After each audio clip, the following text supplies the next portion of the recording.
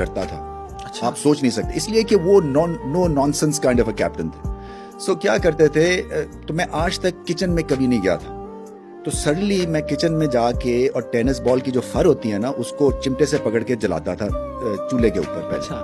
اچھا, اور وہ کس لیے کہ اس کے بعد وہ کوئی 8-10 ٹینس بال لے کے 2-4 ہم پلیئرس تھے, ہم سیدھا زمان پارک جاتے تھے اور وہاں پہ جا کے باؤنسر کو گیلا کر کے عمران خان کو باؤنسر کی پریکٹس کرانی ہوتی تھی 2:48 پہ. اچھا, ٹائم بھی فکس تھا, مطلب ٹائم بھی فکس تھا. تو وہ تھا, اور وہ یہ کہتی تھی تم آج تک تو کچن میں گھسے نہیں ہو, مگر یہ کہ تو میں کہا چپ کرو, یہ بہت امپورٹنٹ معاملہ ہے. تو مطلب میرا وہ عجیب بھی لگتا تھا, اب میں جو سوچتا ہوں تو وہ ایک تو وہ دوست نہیں تھے بٹ رسپیکٹ. دیکھیں نا, آپ کا چائلڈہڈ ہیرو, 10 سال کی عمر کا فرق, اور پھر سڈنلی آپ کھیلے ان کے ساتھ, تو ایک بہت بڑا ہائی ملتا ہے. جب انڈیا سے میچ تھا تو فون آیا کہ دیکھو یہ میچ جیتنا بڑا ضروری ہے, قوم جو ہے نا یہ ڈپریشن میں گئی ہوئی ہے.